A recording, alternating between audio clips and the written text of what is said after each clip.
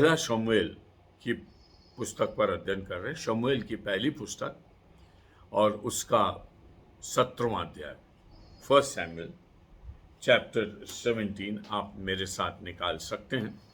और बहुत ही मशहूर स्थल है जिस पर हम अध्ययन कर रहे हैं, और वो स्थल है दाऊद और गोलियत की लड़ाई का। पलिश्ती और इजरायली आमने सामने हो गए, और पलिश्ती में गत नगर का एक व्यक्ति था गोलियत, जो बहुत ही शरीर में रिष्ट पुष्ट था। तो उसने ये कहा कि भाई लड़ाई के अब नए नियम बना लेते हैं, मैं हमारी सेना की ओर से आऊँगा, आपकी सेना से कोई भी एक व्यक्ति आ जाए, और लड़ाई की शर्त ये रहेगी कि जो जीत जाएगा दूसरी सेना उसके अधीन हो जाएगी। अब ऐसी लड़ाइयाँ तो होती नहीं थी, लेकिन गोलियत ने ये प्रश्न उठाया, और हम 2 दिन से अध्ययन कर रहे हैं। जब परमेश्वर को कुछ बड़ा करना होता है ना, और परमेश्वर को अपनी महिमा दिखानी होती ना, तो वो बड़ा विचित्र करता है। यही उसने फिरौन के साथ किया, 10 बार उनको परेशान किया और विचित्र विचित्र विपत्तियां डाली। यही उसने डैनियल के साथ भी किया। नबूकदनेस्सर को सपना भी दिखा और उसका अर्थ भी उसको मालूम चाहिए था, और लोगों ने कहा ये तो संभव ही नहीं कि कोई मनुष्य सपना भी बता दे और अर्थ बता दे, पॉसिबल है नहीं।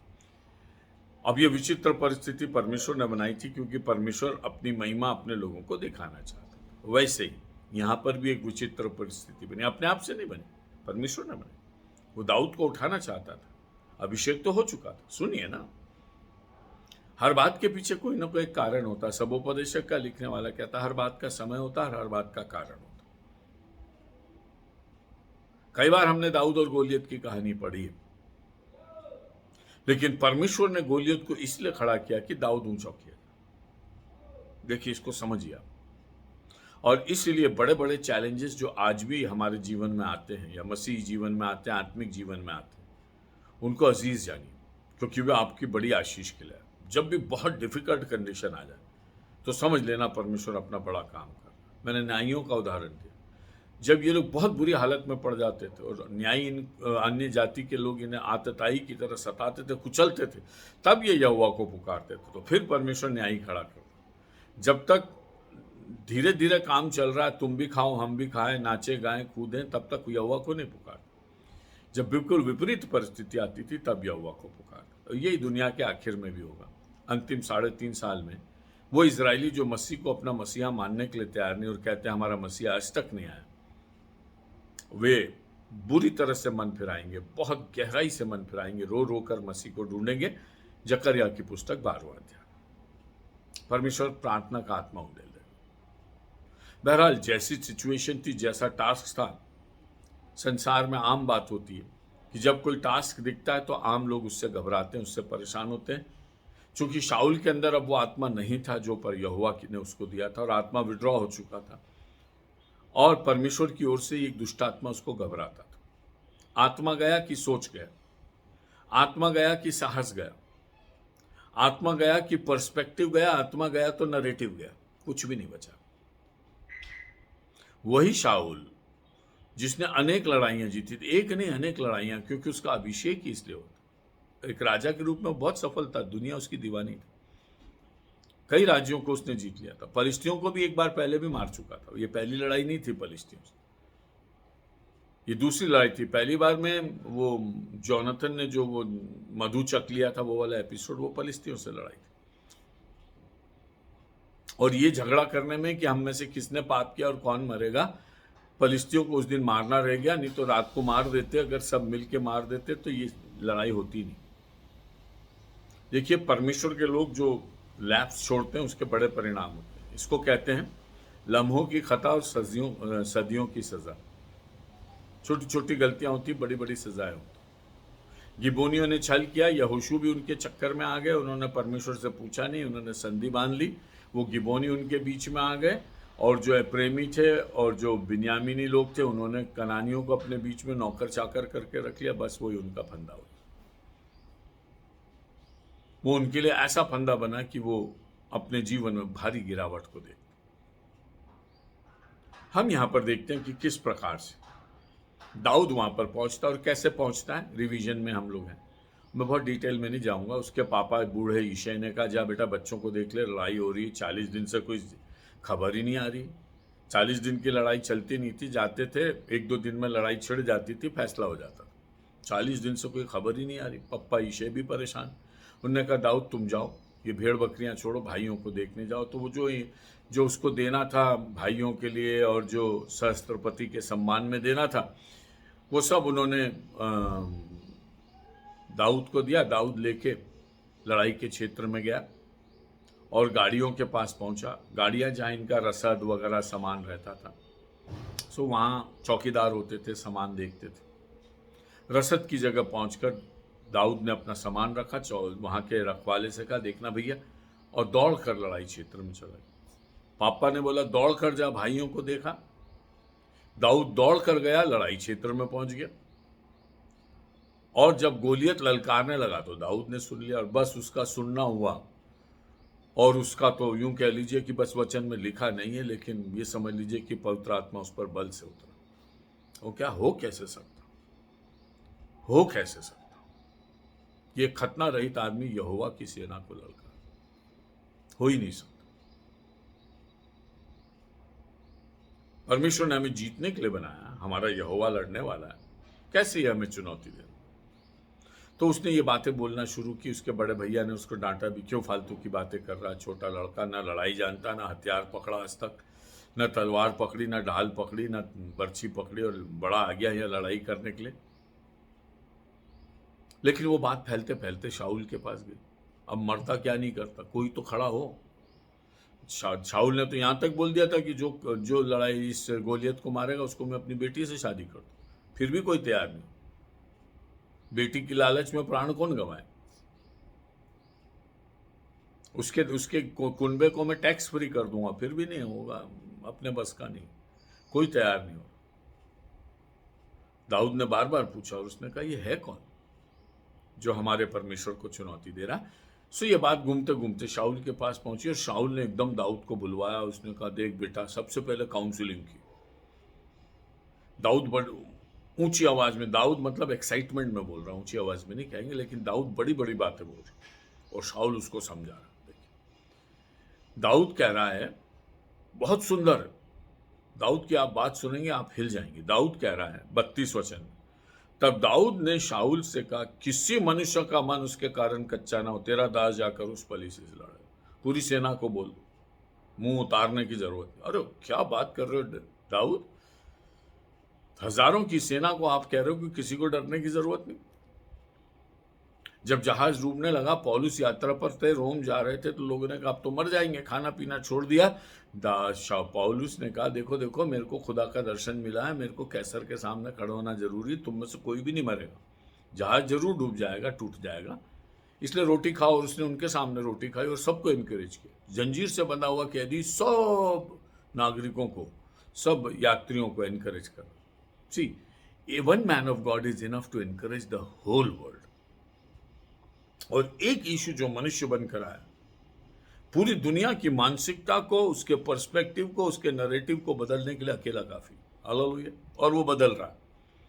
और जो उसकी शरण में आ रहे हैं, वो इस दुनिया में होते हुए भी परमेश्वर के जाने। इस दौरे हालात में तेरे चेहरे पर तबस्सुम की लकीर, हंसने वाले तेरा पत्थर का कलेजा होगा। आज कौन हंस पा रहा है? ऐसे समय में पौलुस कह रहे हैं, प्रभु में सदा आनंदित रहो। तुम उदासी के लिए बने ही नहीं हो। वो दुनिया कह रही कि इस दौरे हालात में कौन खुश हो सकता, सब तरफ तो आंसू। देखिए, आत्मा से भरा व्यक्ति वो है जो दुनिया को एनकरेज कर सके। इसको बोलते हैं नई भाषा। जो दुनिया बोल रही वो तुम मत बोलो, तुम अपने परमेश्वर की भाषा, जिससे डूबते हुओं को आशा मिल जाए। सारी सेना रसद वसद इतना खा के रोज एक्सरसाइज कर रहे हैं, तैयार हो रहे हैं, लड़ाई के लिए तैयार हो रहे हैं। दाऊद ने कहा, इन सबको बोलो, अपना मन मत बुझाओ, मैं आ गया हूं। अरे वाह, आई एम द आंसर। इस सवाल का उत्तर तुम्हें नहीं मिल रहा, तुम खुद एक सवाल बन गए, लेकिन मैं उत्तर बन गया। प्रभु यीशु मसीह इस दुनिया में इसलिए आया कि पापियों की छुड़ौती के लिए अपना प्राण दे। He became an answer. सारी दुनिया प्रश्न में पड़ी हुई, पाप कैसे क्षमा होगा, पाप कैसे क्षमा होगा। और जब झोले के मारे को उसके सामने उतारा गया तो पहला वाक्य यीशु ने बोला, बेटे तेरे पाप क्षमा हुए, पुत्र तेरे पाप क्षमा। खाट वाट तो बाद में उठाना, पहले सुन ले कि तेरे पाप क्षमा हुए। यीशु ने ये इसलिए कहा क्योंकि लोग जान ले कि मनुष्य के पुत्र को पाप क्षमा करने का अधिकार। He is the solution. हर एक विश्वासी जो प्रभु यीशु मसीह से पैदा हुआ और जिसका नया जन्म हुआ, नई भाषा बोलना शुरू कर दीजिए प्लीज। आशा की भाषा बोलिए, सुनहरे कल की भाषा बोलिए, स्वर्ग जाने की भाषा बोलिए, शैतान के गढ़ों को ढा देने की भाषा बोलिए, हिंसा और मारकूट के बीच में प्रेम की भाषा बोलिए, कलीसिया के बीच में परस्पर प्रेम और सहभागिता के संदेश के द्वारा दुनिया में रोशनी फैलाई। आपको कुछ अलग बोलने के लिए, आप वो नगर हैं जो पहाड़ पर बसा हुआ, दूर से दिखना चाहिए। पूरी प्रजा एक तरफ और दाऊद एक तरफ। काश परमेश्वर पवित्र आत्मा के युग में पूरी प्रजा को दैदीप्यमान करे और सभी दाऊद के समान खड़े होकर कह सके, आओ हम परमेश्वर के लिए युद्ध लड़ें। शाऊल ने कहा, बेटा तू नहीं लड़ पाएगा, तू बहुत छोटा है, तू सुंदर है, तेरी लाली झलकती है, बुद्धिमान है, सुडौल है, और वो बचपन से योद्धा है। जितनी तेरी उम्र नहीं उतने दिनों से तो वो लड़ाई कर रहा, तू क्या लड़ेगा उससे। तो दाऊद ने उससे कहा, बड़ा लॉजिकल उत्तर दिया उसने कहा, देख जब मैं जंगल में था ना तो शेर मेरी भेड़ ले जाता था, भालू ले जाता था, तो मैं पीछे जाता था, शेर का पीछा करता। ये तो आगे से आ रहा लड़ने, इसका तो पीछा करने मैं नहीं जा रहा हूँ, मैं शेर का पीछा करने जा रहा हूँ और उसके मुंह में से अपनी भेड़ को। देखिए ये जो हिंसक जानवर होते हैं ना, एक बार इनके मुंह में कुछ आ जाए उसमें से छुड़ा लेना ना, मतलब बहुत मुश्किल, फेरोशियस हो जाता। आप कल्पना करिए एक मुलायम मेमने को बिना हानि पहुंचाए या बिना उसका प्राण लिए उसके मुंह में से निकाल के दाऊद सफाई से निकाल के, और अगर शेर पलट कर आक्रमण करता था तो उसका फाड़ देता। अब बताइए, गोलियत से लड़ना आसान है या शेर से लड़ना आसान? अब ये प्रश्न है शाऊल के सामने। शेर के पास तो कोई नियम नहीं है, शेर के पास कोई ढाल तलवार भाला नहीं है, वो तो जैसा चाहे वैसा काम करे, फेरोशियस है, उसका कोई नियम नहीं। जंगल का राजा, जंगली तरीके से लड़ेगा। जब जंगल के राजा को मार लिया तो ये क्या है? मतलब दाऊद उसको बहुत कमतर आंक रहा था, क्योंकि जीवन के जो चैलेंजेस उसने पहले झेल लिए थे वो बहुत अच्छे थे। देखिए प्रभु के अनुग्रह से जितने हम अपने जीवन में दुख और चुनौतियां झेल लेते हैं ना, आगे की चुनौतियां बहुत आसान हो जाती, क्योंकि आपके एक्सपीरियंस में परमेश्वर होता है। इसलिए परमेश्वर ने कहा, हमेशा अपनी पीढ़ियों को बताना कि लाल समुद्र को परमेश्वर ने फाड़ा है, कैसे 40 साल तक मन्ना गिरता रहा। ये अगर आपके एक्सपीरियंस होगा और ये आपने विश्वास से अपने मन में जमा लिया तो आज की समस्याएं क्या है? कुछ भी नहीं। यही तो परमेश्वर का वचन मुझे और आपको बता रहा है कि परमेश्वर मुझसे और आपसे ये कहना चाह रहा है कि मैं बड़े बड़े काम करने वाला परमेश्वर, और उसके महाकर्मों को याद करो। इतने काम उसने किए कि दुनिया की पुस्तकों में नहीं समा सकते। यूहन्ना 20 और 21 दोनों में लिखा। लेकिन हमें कुछ ही चमत्कार उसके दिखाए गए, कुछ ही आश्चर्य कर्म दिखाए गए। किस लिए? कि हम उन पर विश्वास करें कि हमारे साथ ऐसा प्रभु है जो मुर्दे को भी जिला सकता है, कोढ़ी को भी चंगा कर सकता है, हर प्रकार के रोगों को दूर कर सकता है, 5 रोटी और 2 मछली से 5000 को खिला सकता है, समुद्र को शांत कर सकता है। अपने परमेश्वर को जानेंगे तब तो आगे लड़ेंगे ना। देखिए विश्वास से हम इन सब को अपना बनाकर और अपने एक्सपीरियंस के अनुसार इस संसार के डरने वाले लोगों को एनकरेज कर सकते। देखिए उसने किसी को ताना नहीं दिया कि क्या तुम इतने दिन से राजा का भोजन कर रहे हो और बड़ी तनख्वाहें ले रहे हो और अस्त्र शस्त्र राजा ने दिया, तुम सब निकम्मे हो, राजा क्या फायदा तुम्हारी लड़ाई से, एक आदमी तुमने परमेश्वर को निंदित किया। किसी को क्रिटिसाइज नहीं कर रहा, वो उनको एनकरेज कर रहा। आजकल कलीसियाओं में दूसरों को गिराने में बहुत मजा आता, क्योंकि वो हारे हुए डरे हुए हैं बेचारे, क्या करें। अब डरे और हारे हुओं को क्या करोगे? साथ लेके चलना ना। कोई आपके विरोध में नहीं है, कोई आपका दुश्मन नहीं है। थका हुआ इंसान, कमजोर इंसान, अब कमजोरों को क्या करोगे? मसीह की व्यवस्था, एक दूसरे का बोझ उठाओ और मसीह की व्यवस्था पूरी करो। एनकरेज किया उसने। आज मेरा और आपका भी कर्तव्य, किसी को भी डिस्करेज ना करें, किसी को भी ताने नहीं मारे, उलाहना ना दे, नीचा ना दिखाएं। दीनता से एक दूसरे को अपने से अच्छा समझो। जैसा यीशु मसीह का स्वभाव था वैसा तुम्हारा स्वभाव हो। फिलिपियों 2 ऐसा परमेश्वर मुझसे और आपसे चाहता। शाऊल ने कहा, जा यहोवा तेरी सहायता करे। अब क्या करे? शाऊल की तो सुनने वाला नहीं था। यहोवा के नाम से निकला था, यहोवा के नाम से चुनौती ली। शाऊल ने अपनी वर्दी पहना दी उसको। देखिए, राजा अपना कुछ पहना दे मतलब बहुत बड़ी बात है। वहां सेना में और भी कपड़े होंगे, एक्स्ट्रा हथियार, तलवार सभी रहते हो। तो अंडरस्टूड है, किसी की तलवार टूट जाए तो क्या करे? दूसरी तलवार उठाए। वैसे सभी अस्त्र शस्त्र रहते, किसी दूसरे के अस्त्र शस्त्र नहीं पहना है। राजा इतना सबमिसिव है कि कह रहा, भैया मेरे पहन के जाते। आपने पहना दिए तो मतलब आपने उतार दिया, आपने उतार दिए मतलब आप लड़ने के लिए तैयार नहीं। शस्त्र उतारने वाला हारा हुआ इंसान होता, मन से हारा हुआ। शाऊल ने अपने शस्त्र उतार कर दाऊद को पहना दिए, मतलब यह है कि मैं हारा, तू जीता। मैं नहीं लड़ सकता, तू लड़। देखिए, स्पिरिट ऑफ सबमिशन क्या होता? जब आत्मा उठ गया तो शाऊल के पास समर्पण के अलावा कुछ नहीं बचा। हालांकि वो अपने अहंकार में दुष्ट आत्मा के कारण दाऊद से विद्वेष भी रखा, आगे जाकर हम देखते हैं, लेकिन कोई रास्ता नहीं था उसके पास। सबमिशन के अलावा, समर्पण के अलावा कोई रास्ता नहीं। लड़ेगा भी तो बेकार की बात थी, लेकिन नहीं समझता था। पवित्र आत्मा के अभिषेक को समझिए। अगर अभिषेक ऊंचा रहेगा, आप ऊंचे रहेंगे। और अगर आपने परमेश्वर के अभिषेक को तुच्छ जाना तो परमेश्वर आपको तुच्छ जाने, और आप लोगों के हाथों के आगे अपने आप को समर्पित करें।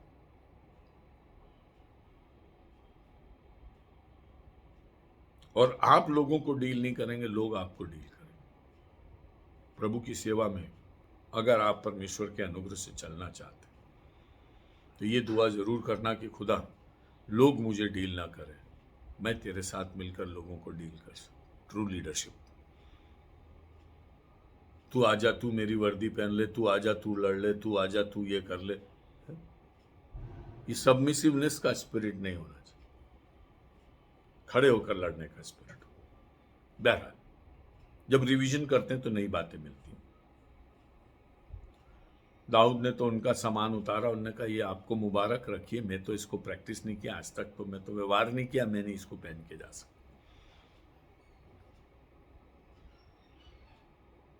अब दाऊद की टर्म्स ऑफ वॉर दूसरे थे, शाऊल और टर्म्स ऑफ वॉर दूसरे थे, गोलियत के हथियार दूसरे थे, दाऊद के हथियार दूसरे थे। मैच ही नहीं कर सकते। जिस दिन मैच कर दिया, गए समझ लो। हमारे हथियार परमेश्वर के आत्मिक हथियार है, और संसार के अनुसार हथियार सांसारिक। अगर विश्वासी लोग सांसारिक हथियार से लड़ेंगे, गए काम से। आपके पास वो हथियार है जो दूर से वार करते हैं, आपको पास जाने की जरूरत ही नहीं ना। काय का टोप और काय की तलवार और काय की ढाल, जब तक वहां तक जाओगे नहीं, उसकी रेंज में ही नहीं जाओगे, तो सारे हथियार बेकार है। जितने सिर से पांव तक हथियार गोलियत ने अपने ऊपर चढ़ा रखे थे, किसी काम के, निरर्थक। और परमेश्वर कहता है यशाया 14, आग में और लहू में लथड़े हुए कपड़े सब आग का कौर हो जाएगी। यशाया 9 में भी है, 14 में भी। लहू में लथड़े हुए राजा रजवाड़े सब नीचे पड़े, क्योंकि हमें एक पुत्र दिया, प्रभुता उसके कांधे पर। वो तलवार और भाले से नहीं लड़ता, वो अपने नाम से लड़ता, अपने प्रेम से लड़ता। उसके हथियार दूर से मारने वाले, पास से मारने वाले नहीं। मत करिए ना, जो आपको सता रहे, मत जाइए उनके सामने, मत लड़िए उनसे, दूर से मारिए ना, दुआ करिए ना, उनके लिए प्रेम करिए ना, उनको अपने मन से अपना लीजिए ना। वो ऐसी गोफन है, दूर से ही मारेगी, पास जाने की जरूरत। पास जाने में कैजुअलिटी के चांसेस है। सुनो बहुत ध्यान से, अगर दाऊद पास जाए तो उसको भी तलवार लगने के चांस है, लेकिन अगर दूर से मारेगा तो शत्रु का कोई हथियार उसके सामने काम ही नहीं आएगा, मतलब निष्फल हथियार है। और दाऊद का हथियार है चूक है। और इजराइलियों में गोफन चलाने वाले बहुत एक्सपर्ट थे। मैंने न्यायियों की पुस्तक में से कल आपको बताया था, बिन्यामीनियों में 700 लोग ऐसे थे जो बेहत्ते थे, लेफ्टीज थे, उल्टे हाथ से, और गोफन ऐसी चलाते थे कि बाल भर भी उनका निशाना नहीं चूकता। अकेला दाऊद ही नहीं था। पढ़ लीजिए न्यायियों की पुस्तक के अंतिम भाग में मिल जाएगा, कल मैंने आपको खोल के भी पढ़ के बताया। एक्सीलेंट वॉरियर्स, उनको मालूम है हम क्या लड़ रहे हैं और हम कैसे लड़ रहे हैं। कल हमने ये छोड़ा था कि जब दाऊद को आते हुए देखता है दूर से तो एक गोलियत को समझ में नहीं आता, जब पास में आता तो कहता क्या मैं कुत्ता हूँ, लाठी लेकर आया। अब वो लाठी उसने अपने पास रखी थी क्योंकि वो चरवाहे की लाठी थी, चरवाहे की गोफन, चरवाहे की थैली, चरवाहे के पत्थर, सब चरवाहे का था। सिपाही का कुछ नहीं था, चरवाहे का था। चरवाहा एक शेल्टर को दिखाता, एक सुरक्षा को दिखाता। इसलिए यीशु मसीह ने अपनी सेवकाई को किसी राजा या किसी सैनिक से तुलना नहीं की। अच्छा चरवाहा में हूं क्योंकि मैं अपने लोगों को संभाल कर लिए चलता हूं। कल हमने बोला था दाऊद चरवाहे की थैली लेके क्यों गया? देखिए, अपना घर छोड़ के आया है, भेड़ें छोड़ दी उसने, पापा ने सामान दिया वो लेके आया, लेकिन लाठी, झोला, गोफन सब उसके पास। ये उसके ऐसे शस्त्र हैं जो उससे अलग नहीं हो सकते। आपको कहीं भी ले जाए, आपके वरदान और आपके फल ऐसे हैं जो आपकी चरवाई की थैली के समान, आप जहां जाओगे जाएंगे, आप हटा नहीं सकते, और वही काम आएंगे आपकी लड़ाई। अस्त्र शस्त्र दुनिया के काम नहीं आएंगे। जो परमेश्वर ने आपको श्रृंगारित करके अपनी भेड़ों की चरवाई में और अपने लोगों के बीच में रहकर जो गुणों से भरा है और वरदानों और फलों से भरकर आपको इसलिए रखा है कि आप परमेश्वर की कलीसिया में सेवा करें और अन्य जगह जाकर सेवा करें।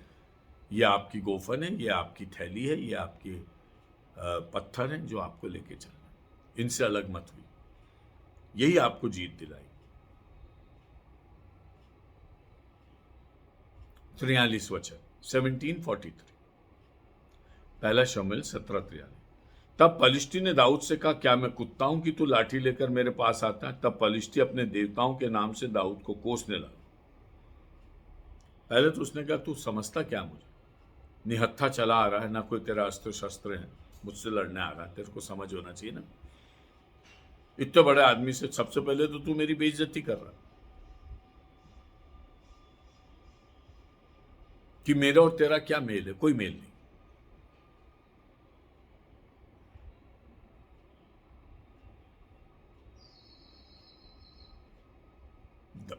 शाऊल गोलियत कह रही तो मेरी इंसल्ट,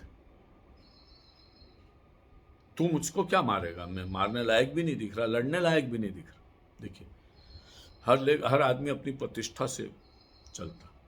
अगर भारत देश के क्रिकेट टीम के कैप्टन को वो मोहल्ले के बच्चे जो बगीचे में खेलते हैं उनके साथ खेलने को छोड़ दिया जाए तो बच्चों को तो मजा आ जाएगा, लेकिन क्रिकेट कैप्टन की तो इकन्नी हो जाएगी, क्योंकि वो मैचिंग नहीं है, वो चीज़ उनसे मेल खाने वाली नहीं। गोलियत को ये लग रहा है कि यार मेरे साथ बहुत ठट्टा कर रहे हैं। शाऊल ने बहुत ठट्टा किया कि ऐसे ऐसे लड़के को भेज दिया निहत्थे को मरने के लिए, तो वो अपने देवताओं के नाम से कोसने लगा, टू कर्स। देखिए, जिसके अंदर जो होता है, जो ईश्वर, जिस ईश्वर को मान रहा है, जिस इष्ट को मान रहा है, उसकी चीज़ निकलती। उसके इष्ट ने उसको सिखाया कोसना, गाली देना, बुरे काम करना, तो वो उसको कोसने लगा। फिर उसने कुछ और भी कहा। फिर पलिश्ती ने दाऊद से कहा मेरे पास आ, मैं तेरा मांस आकाश के पक्षी और वन पशुओं को दे दूंगा। आज मैं तुझे मारूंगा और तेरा मांस जो है वो जानवर खाएंगे, क्योंकि मैं तुझे मार के फेंक दूंगा। सिंपल सी चीज। दाऊद का जवाब सुनिए, बहुत इंपॉर्टेंट। दाऊद ने जवाब दिया। दाऊद ने पलिश्ती से कहा तू तो तलवार और भाला और सांग लिए हुए मेरे पास आता, परंतु मैं सेनाओं के यहोवा के नाम से तेरे पास आता हूं जो इजरायली सेना का परमेश्वर है, और उसी को तूने ललकारा। लड़ाई मेरी नहीं है, मैं तो तेरे को दिख रहा हूं छोटा सा। तू अपनी शक्ति पर आता है, तलवार, भाला और सांग लिया। मैं अपने परमेश्वर यहोवा के नाम से आता हूं।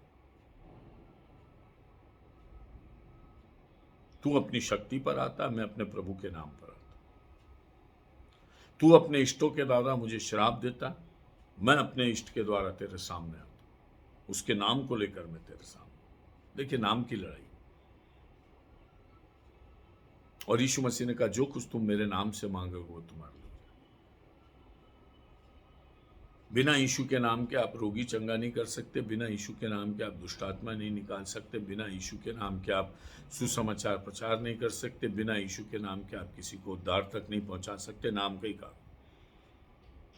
सबसे पहले तो ये देखिए अपने जीवन में कि अपन नाम के अनुसार चल रहे हैं कि अपन अपने तलवार और भाले पे चल रहे हैं। बहुत सारे क्रिश्चियंस जो अस्त्र शस्त्र लेकर चल रहे हैं, नाम नहीं है उनके।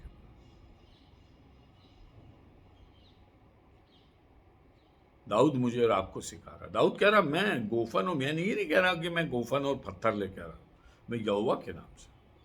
आई have a name to hang upon, जिसमें ऐसा नाम है जिस पर मैं निर्भर होकर तेरा सामना कर सकूं। अब देखेंगे कि वो नाम जीतेगा कि तू जीतेगा, आमना सामना हो जाए।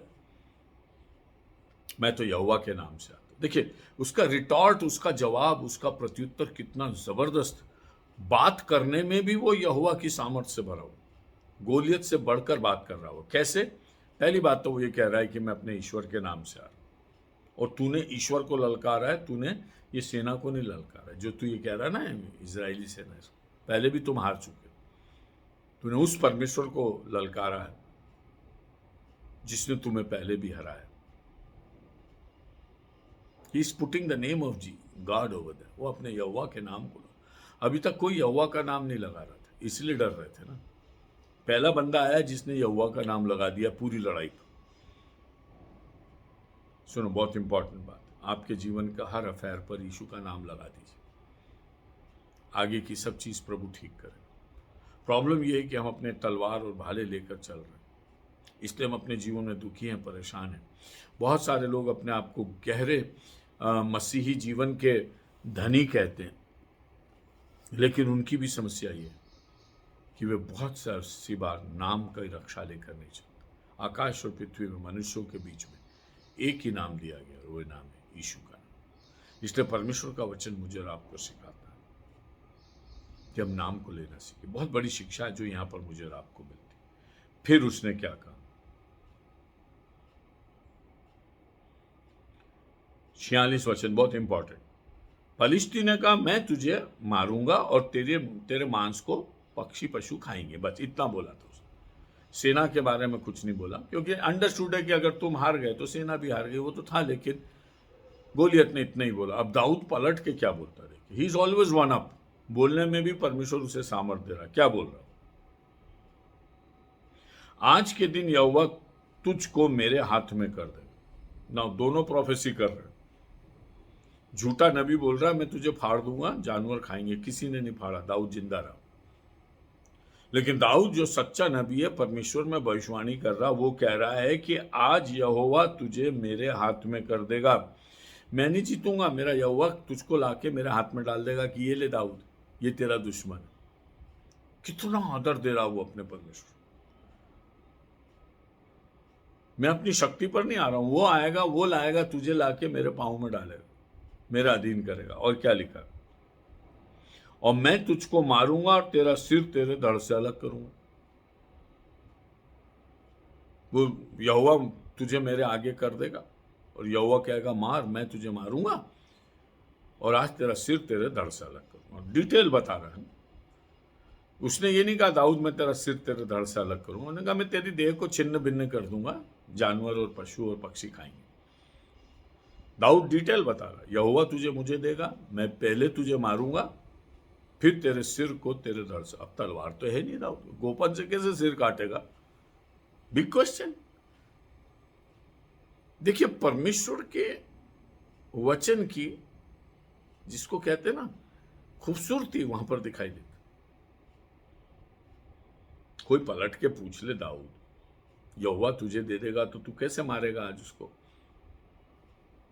गोफन से मारेगा क्या? तो लोग हंसेंगे। फिर तू कह रहा है मैं उसका सिर भी काट दूंगा। तो ये तो सिर काटने वाली बात, तेरे पास तो सिर काटने लायक कुछ है ही नहीं। वो इतना बड़ा आदमी, तू सिर कैसे काटेगा उसका? Big question. फिर क्या कहता? और मैं आज के दिन पलिश्ती सेना के शव आकाश के पक्षियों और पृथ्वी के जीव जंतुओं को दे दूंगा। तू तेरी सेना को भी मारूंगा आज। और इनकी लोथें पड़ी रहेंगी, जितने तेरे पीछे खड़े चिल्ला रहे ना, वहां से ललकार रहे ना, उनकी लाशें पड़ी रहेंगी और जानवर खाएंगे। अब बताइए किसने ज्यादा बोला और कितना सही बोला और किसने एग्जैक्ट बोला। परमेश्वर आपके मुख के वचन को फेल नहीं होने देता और आपसे बड़ी बड़ी बातें बुलवाता और सच बातें बुलवाता। देखिए, मुजोरी करना अलग बात है कि तूने बोला मैं एक मारूंगा तो आपने बोल दिया नहीं मैं तेरे को 4 मारूंगा और मारे नहीं, वो बात अलग हो जाती। लेकिन जो फैक्ट है, पलिश्ती उतनी बड़ी बातें नहीं बोल पाया जो दाऊद ने बोली, परमेश्वर के अनुग्रह से बोली।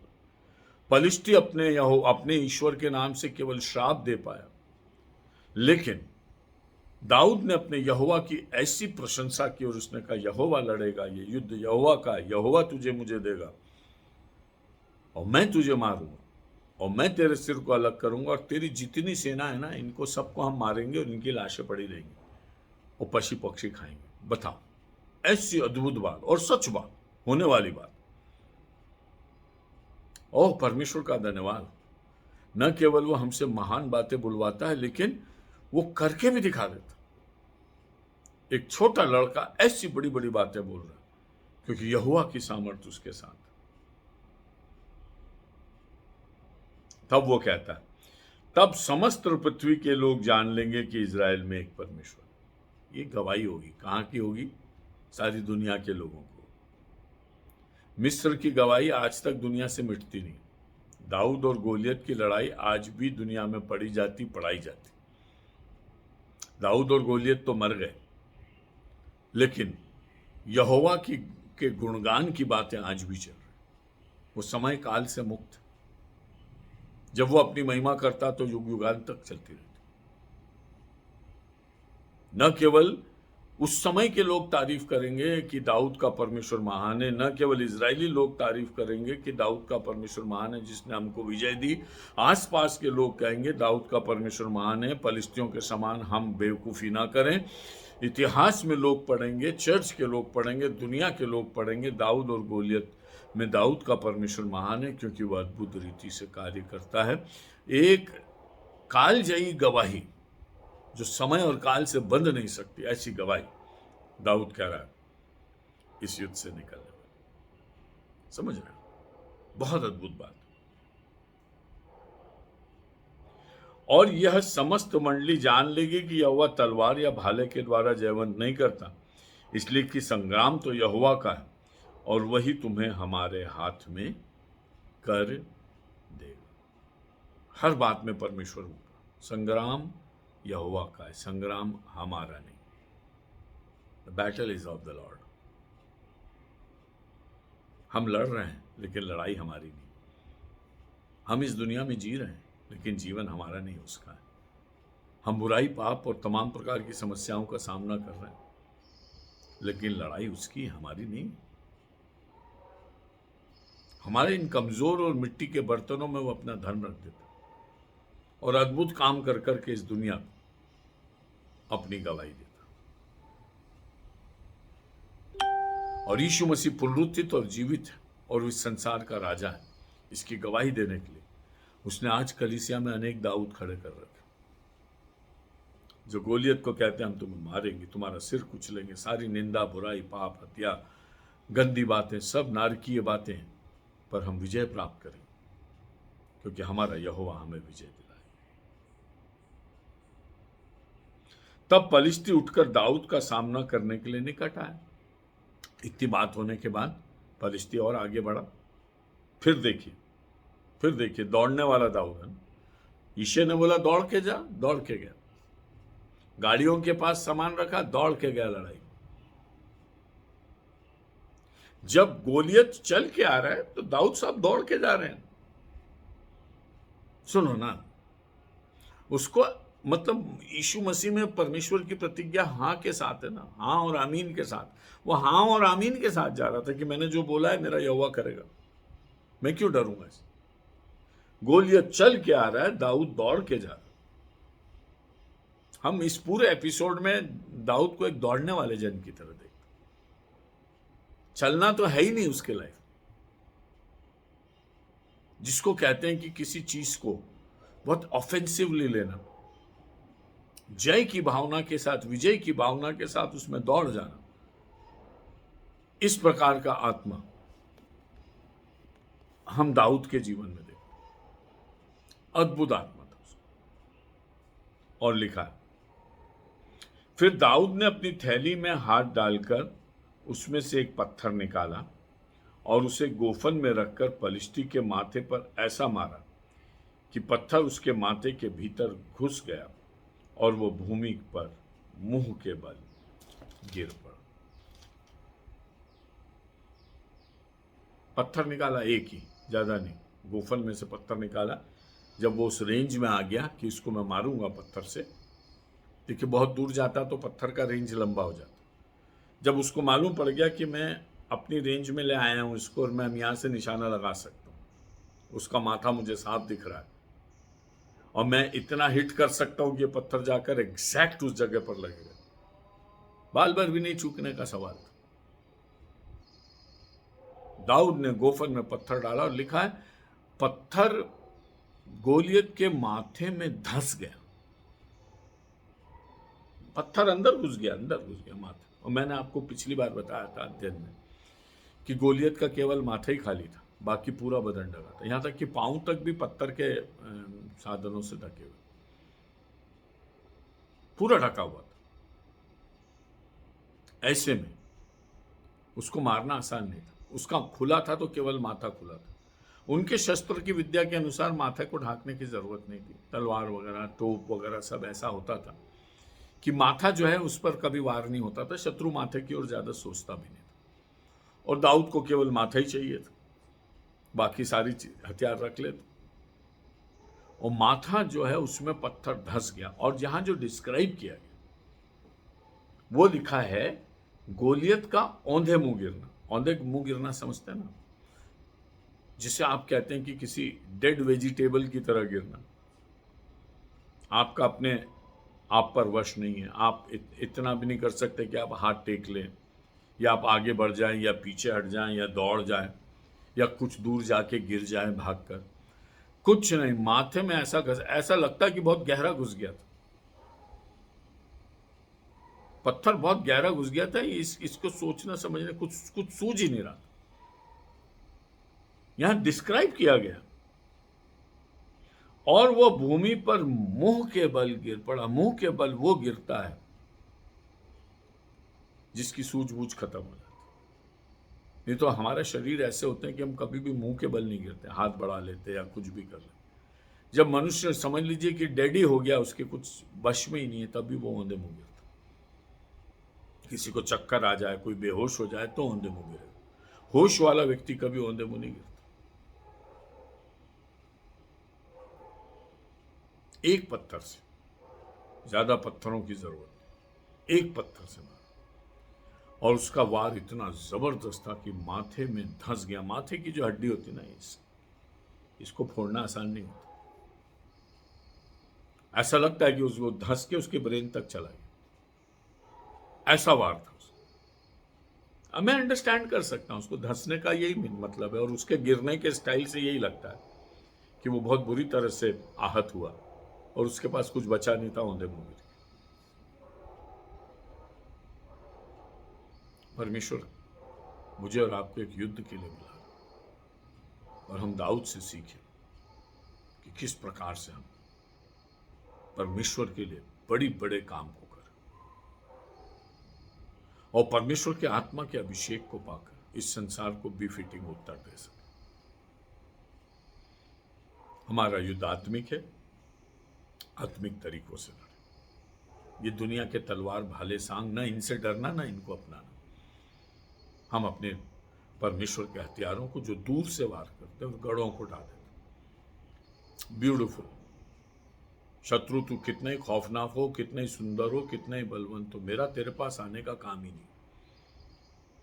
सबसे बड़ा रिजेक्शन तो ये है कि परमेश्वर कह रहा है, मेरे पवित्र जन, शत्रु के पास जाने का तेरा क्या कार्य, दूर से गिरो।